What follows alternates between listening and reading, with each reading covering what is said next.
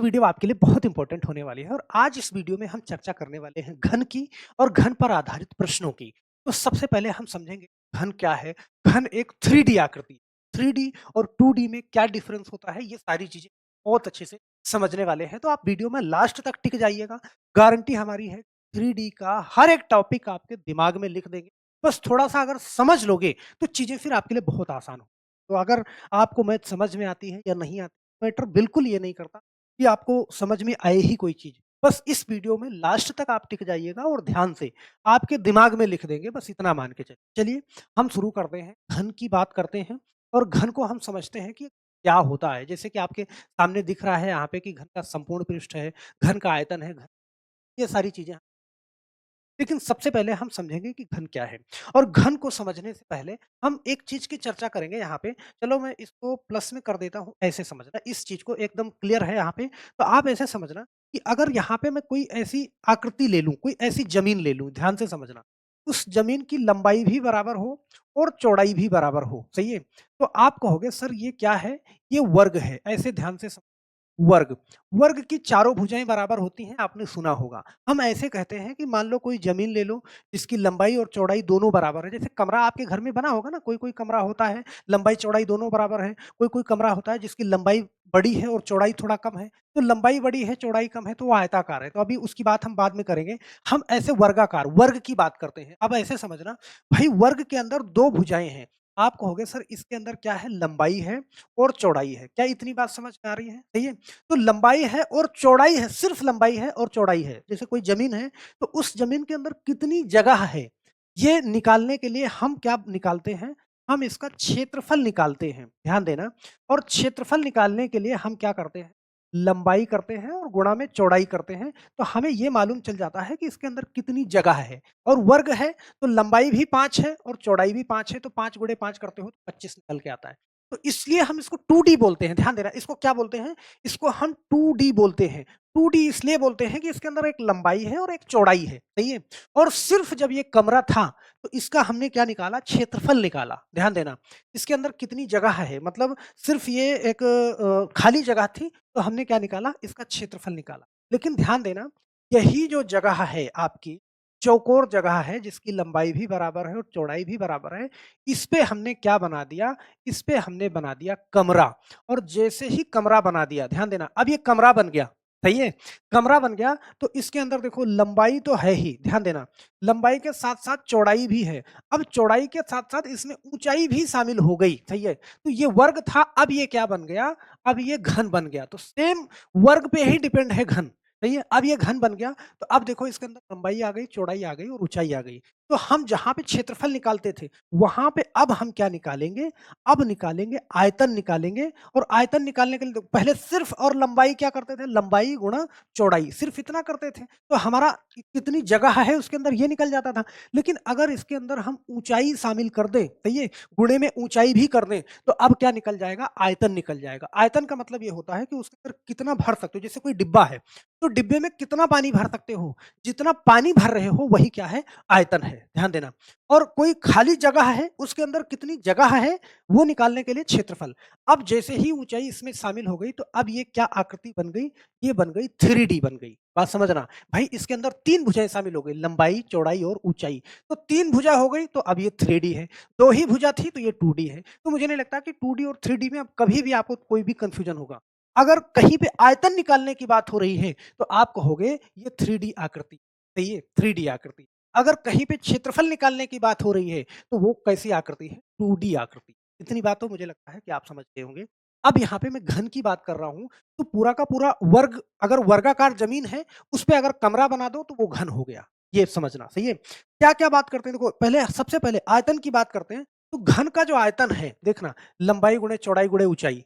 और घन किस पे बेस्ड है? वर्ग पे। तो वर्ग की लंबाई चौड़ाई दोनों बराबर होती है। तो लंबाई, चौड़ाई और ऊँचाई तीनों बराबर होगी, सही है? तो आप चाहे लंबाई, चौड़ाई गुणे ऊँचाई करो या फिर भुजा गुणे भुजा गुणे भुजा। ध्यान देना, मतलब ये जब ये लंबाई, चौड़ाई, ऊँचाई दोनों तीनों बराबर हैं, तो आप भुजा गुणे भुजा कर सकते हो तीनों, सही है? चाहे आप 5 गुणे 5 करो, अलग-अलग करो, कोई नहीं। ऐसे समझना, अगर हम घन के आयतन की बात कर लें, यहाँ पे ध्यान देना, जैसे आपसे कहा जाएगा कि घन का आयतन, घन का आयतन।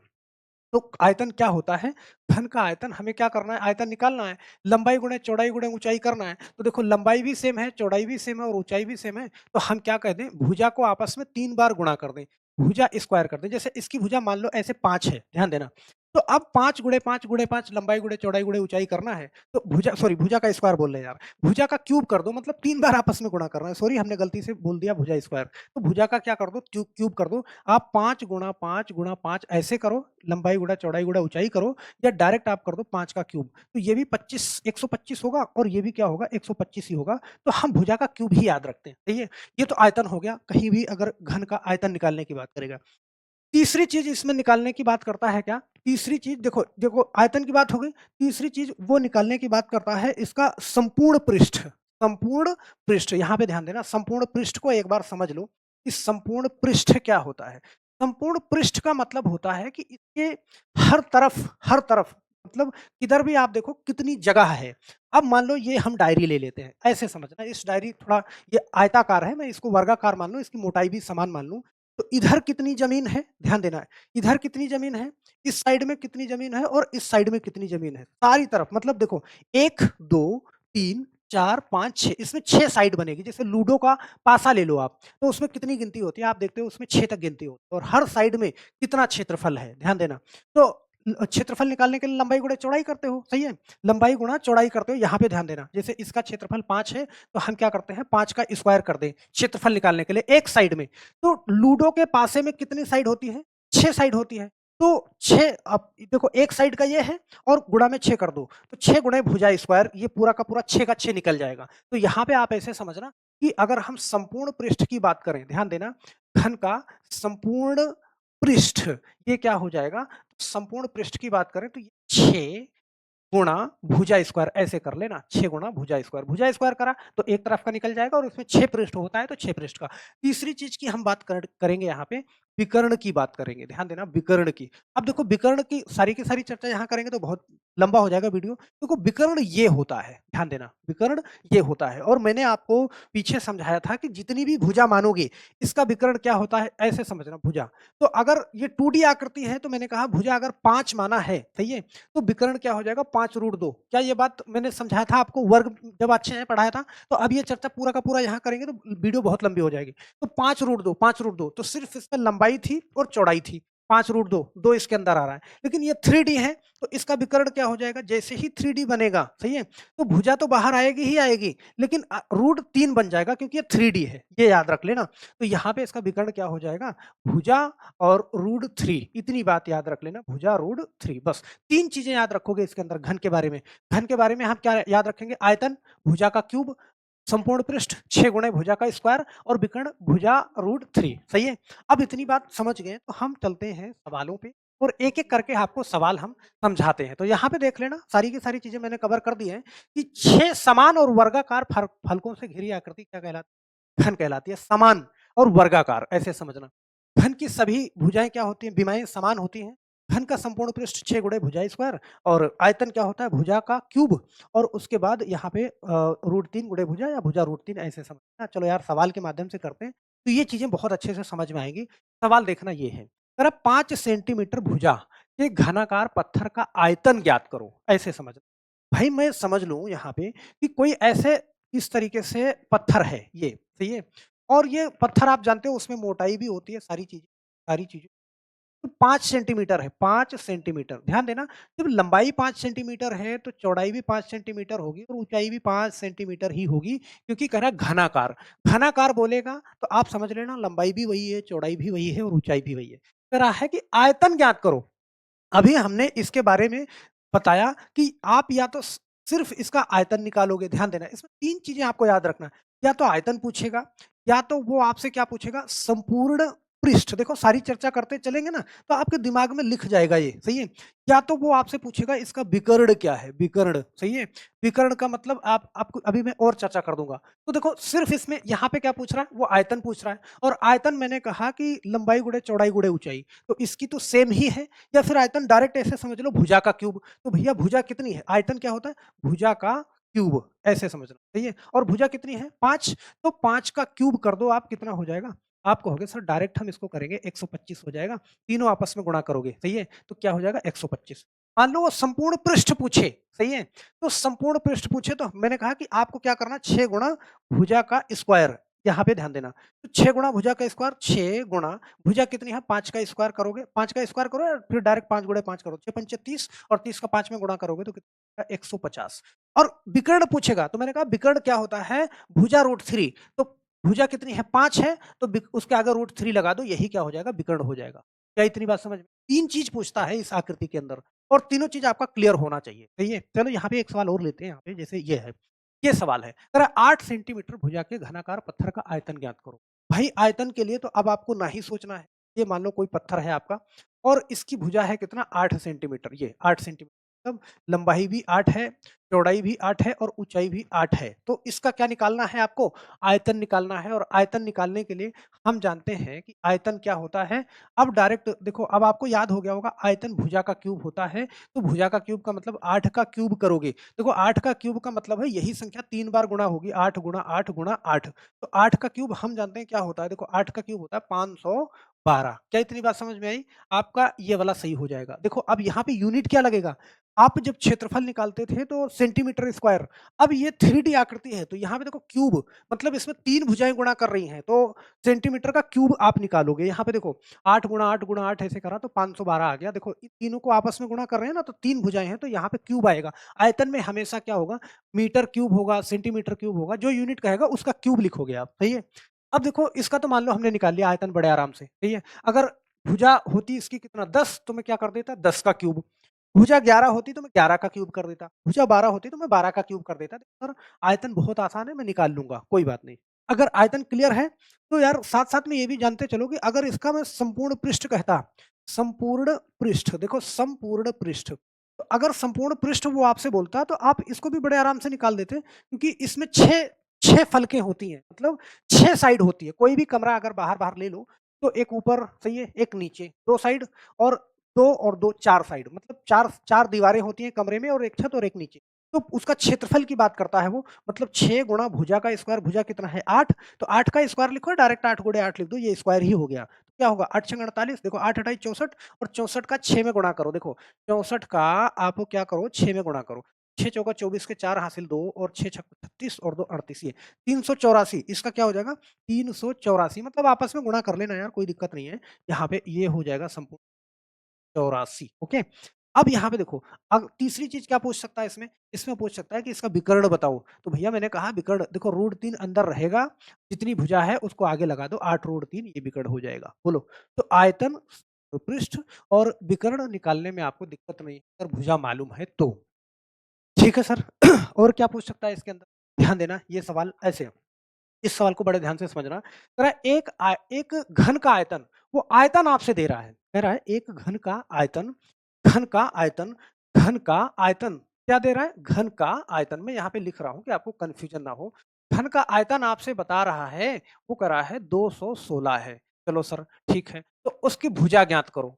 और हम जानते हैं कि घन का आयतन क्या होता है, घन का आयतन होता है भुजा का क्यूब, और यही बराबर दे रहा है कितना 216।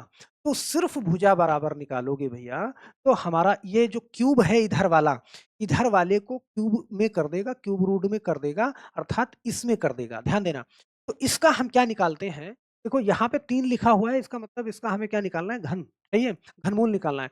घन मूल, मूल का मतलब कि वो संख्या जो आपस में 3 बार गुणा करने से बनी है। तो यहाँ पे ध्यान देना 216 कौन सी संख्या है जो आपस में 3 बार गुणा करके बनी है। तो आप जानते हो कि भुजा क्या निकल के आएगी, भुजा निकल के आ जाएगी इसकी 6, अर्थात देखो ये 6 गुणा 6 गुणा 6, ये आपस में कर दोगे तो ये 216 बन जाएगा। और 3, अगर 3 संख्याओं का जोड़ा बनेगा तो यहाँ 6 बाहर आ जाएगा, मतलब मैं आपको सिर्फ समझा रहा हूँ। भुजा क्या निकल के आ जाएगी, 6 निकल के आ जाएगी, सही है।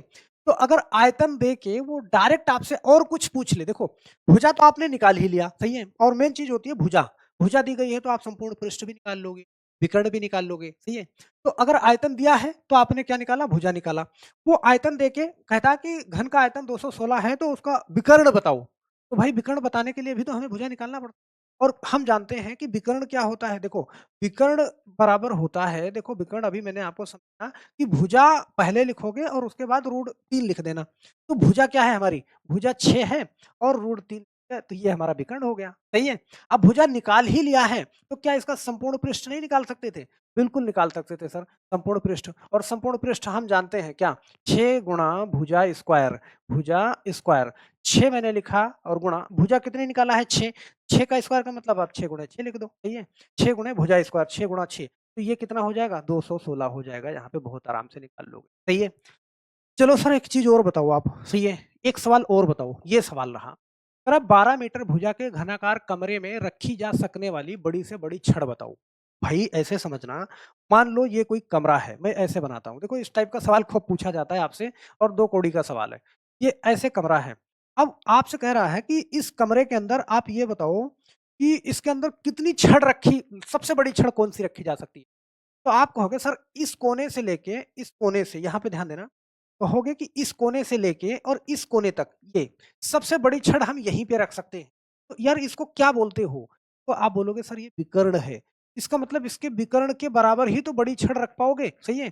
और विकर्ण हम जानते हैं कि घन का जो विकर्ण होता है वो क्या होता है? घन का विकर्ण होता है भुजा रूट 3। यहाँ पे मैं इसको तो लिख भी दूँ क्योंकि बार-बार मैं समझा रहा हूँ कि आपके दिमाग में बैठ जाए।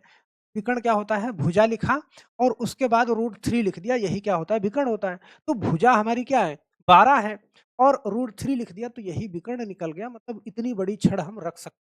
ऑप्शन नंबर ए वाला सही हो जाएगा। बोलो, अगर फिर किसी भी परीक्षा में आए कि एक कमरे के अंदर कोई वर्गाकार कमरा है, उसके अंदर सबसे बड़ी छड़ कितनी रख सकते हैं? तो उसकी भुजा के आगे विकर्ण रूट 3 लगा देना, उतनी बड़ी छड़ आप रख सकते हैं। विकर्ण यही होगा। बोलो, सही है? अब यार यहाँ पे एक सवाल और देखना, कह रहा है यदि एक घन का विकर्ण रूट 12 मीटर है, बात समझना ध्यान से, रूट 12 मीटर है, उसका आयतन क्या होगा? मतलब वो आपसे विकर्ण बता के आयतन भी पूछ लेगा, सही है? अब आप कहोगे कि घन का विकर्ण क्या होता है? ऐसे समझना, इस सवाल को थोड़ा-सा मैं समझाता हूँ अच्छे से।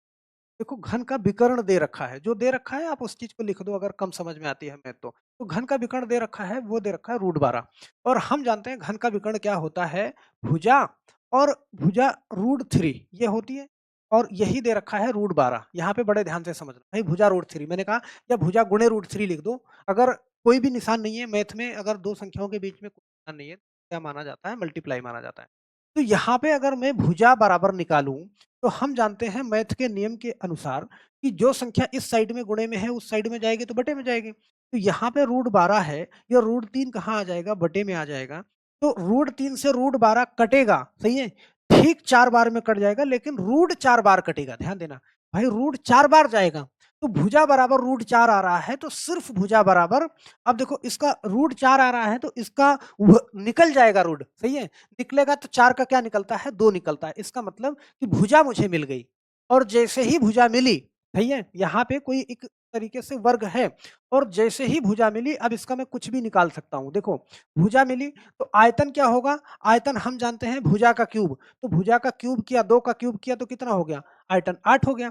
अगर इसका देखो यहाँ पे विकर्ण दे रहा था, वो संपूर्ण पृष्ठ भी पूछता, सही है? हम तब भी निकाल लेते हैं, हम जानते हैं 6 गुणा भुजा स्क्वायर अर्थात 2 का स्क्वायर, तो 2 का स्क्वायर 4, 4 छन कितना? 24 हो जाता है, बड़े आराम से संपूर्ण पृष्ठ बता सकते हैं। अब विकर्ण बता के वो आपसे, देखो वो विकर्ण बताया, आपसे आयतन पूछ लिया, संपूर्ण पृष्ठ पूछ लिया, बड़े आराम से आपने बता दिया। बोलो, सही है? चलो यार एक सवाल और लेते हैं। आपका दिमाग का सारा कन्फ्यूजन यहीं पे समाप्त होना चाहिए और मुझे लगता है कि कोई दिक्कत नहीं होगी आपको अगर एक बार अच्छे से समझ लोगे तो। यहाँ पे देखो, जरा एक घन का संपूर्ण पृष्ठ बता रहा है, इस बार क्या बता रहा है? संपूर्ण पृष्ठ बता रहा है, इसके विकर्ण की लंबाई ज्ञात करो। बोलो, और हम जानते हैं कि विकर्ण क्या होता है? भुजा रूट 3 होता है। भाई रूट 3 के पहले भुजा लगा हो वही क्या होता है? विकर्ण होता है। संपूर्ण पृष्ठ बता रहा है, देखो, देखो क्या बता रहा है? वो आपसे कह रहा है सवाल में कि घन का संपूर्ण पृष्ठ, ध्यान देना, संपूर्ण पृष्ठ आपसे बता रहा है। तो संपूर्ण पृष्ठ है कितना? आप कहोगे सर 600 बता रहा है वो। संपूर्ण पृष्ठ होता कितना है? आप कहोगे 6 गुणा भुजा स्क्वायर, यही क्या होता है? बराबर दे रहा है कितना? 600। बोलो, तो सिर्फ भुजा स्क्वायर करेंगे, यहाँ पे देखो एक-एक चीज़ कर रहे हैं यार, ये चीज़ डायरेक्ट होती है। ये जो संख्या इधर गुणे में है, इधर आएगी तो भाग में आएगी ना, 600/6 करोगे और 600/6 करोगे तो क्या आएगा? 100 आएगा। तो भुजा स्क्वायर बराबर 100 ऐसे ध्यान देना मैं 2 बार इसको लिखूँगा कि आपको समझ में आए। भुजा स्क्वायर बराबर 100 तो सिर्फ़ भुजा बराबर निकालोगे, तो जो ये स्क्वायर है इधर वाली संख्या को रूट में कर देगा या नहीं कर देगा? कर देगा। और 100 का रूट निकल जाएगा क्या? 10 निकल जाएगा बड़े आराम से। तो भुजा निकल गई 10, पूछ क्या रहा है? कह रहा है विकर्ण की लंबाई और हम जानते हैं कि विकर्ण क्या हो जाएगा बोलो? अरे विकर्ण क्या हो जाएगा? भुजा के पहले रूट लगा दो, सही है? भुजा के बाद में √3 लगा दो, भुजा कितनी है 10, इसके बाद में √3 लगा दो, यही क्या हो जाएगा विकर्ण ऑप्शन नंबर सी वाला सही हो जाएगा। बोलो, अरे भुजा निकाला है आपसे वो संपूर्ण पृष्ठ देके आयतन भी पूछ सकता है। संपूर्ण पृष्ठ दिया हुआ है, भुजा हम आसानी से निकाल लेंगे, आयतन बता देंगे। इसका आयतन क्या हो जाएगा? आप कहोगे सर आयतन होता है भुजा का क्यूब, आयतन हो गया 1000 बोलो, सही है? क्या इतनी बात समझ में आई? विकर्ण पूछा, विकर्ण हमने बता दिया भाई 3 चीज़ों के इर्द-गिर्द आपको घूमना है। पहली चीज़ देगा, दूसरी, तीसरी पूछ लेगा और आप जानते हो भुजा निकालने के लिए हर एक चीज़ निकालना संभव हो जाता है। बोलो, यहाँ पे देखो एक सवाल और लेते हैं कि आपके दिमाग का सारा डाउट क्लियर हो जाए। देखो हर टाइप के क्वेश्चन लिया है, यार इसी वीडियो के अलावा आपको दूसरी वीडियो देखनी ना पड़े, सही है? ऐसे देखना, अगर 18 सेंटीमीटर भुजा के घनाकार ठोस से 6 सेंटीमीटर भुजा के घनाकार ठोस बनाए जाते हैं, बहुत पूछा जाता है। एसएससी ऐसे परीक्षाओं में तो बहुत ज़्यादा पूछा जाता है। जरा 18 सेंटीमीटर भुजा के घनाकार ठोस से, यहाँ पे ध्यान देना, इस सवाल को पहले समझ लो आप। जरा एक 18 सेंटीमीटर का घनाकार ठोस है, इसकी भुजा कितना है जी? 18 सेंटीमीटर, ध्यान देना। 18 सेंटीमीटर अगर ये घन है, तो देखो सेंटीमीटर मैंने लिखा, सही है? तो इसका 18 सेंटीमीटर लंबाई भी होगा, 18 सीएम चौड़ाई भी होगा और 18 सेंटीमीटर क्या होगा? ऊंचाई भी होगा, सही है? 18 सेंटीमीटर ये कोई घन का टुकड़ा है और इसके अंदर आपको काटने हैं क्या? सही है? आपको एक छोटे घन के टुकड़े काटने हैं, छोटे-छोटे। कितने-कितने के? जिनकी भुजा क्या हो? 6 सेंटीमीटर की हो। 6 सेंटीमीटर का ये हो, 6 का ये हो, मतलब कि 18 सेंटीमीटर का कोई घन है, उसके अंदर 6-6 के आपको काटने हैं, सही है? तो भई आप जानते हो कि कितना होगा?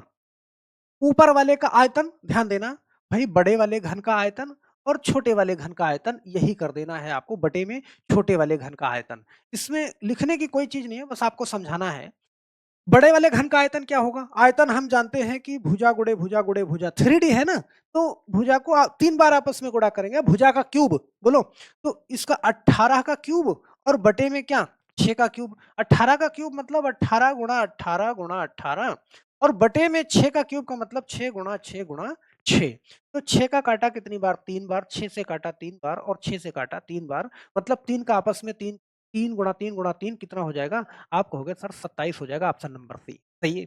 ये गाथा मैंने आपको समझाने के लिए लिखी।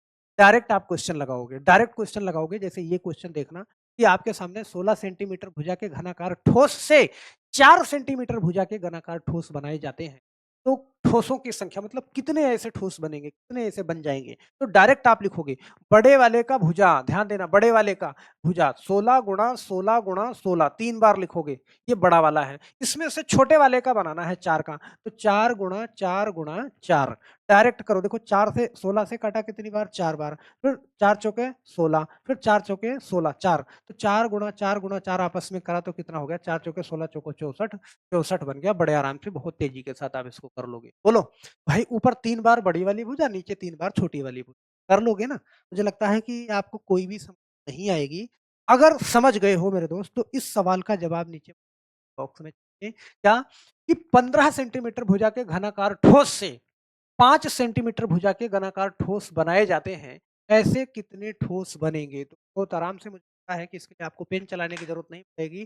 सोच के आप इसका जवाब नीचे कमेंट बॉक्स में दे सकते हैं। मेरे दोस्त अगर चैनल पे नए हैं, तो चैनल को सब्सक्राइब पहले कर लीजिए और नीचे वीडियो के डिस्क्रिप्शन में अ, टेलीग्राम का लिंक दिया हुआ है, जाके वहाँ से जुड़ जाइएगा। बाकी ये सारी की सारी क्लासें मैं उसपे डाल दिया करूँगा टेलीग्राम पे, वहाँ से जाके आप जॉइन हो जाइए। बस मेरे दोस्त, आज के लिए सिर्फ़ इतना ही और फिर मिलते हैं हम नेक्स्ट वीडियो में और आपका कमेंट का इंतज़ार रहेगा। बिल्कुल कमेंट करेंगे कि क्या ये वीडियो आपको समझ में आई या नहीं आई। बस आज के लिए सिर्फ़ इतना ही, फिर मिलते हैं हम नेक्स्ट वीडियो के लिए। आप सभी लोगों को बहुत-बहुत धन्यवाद।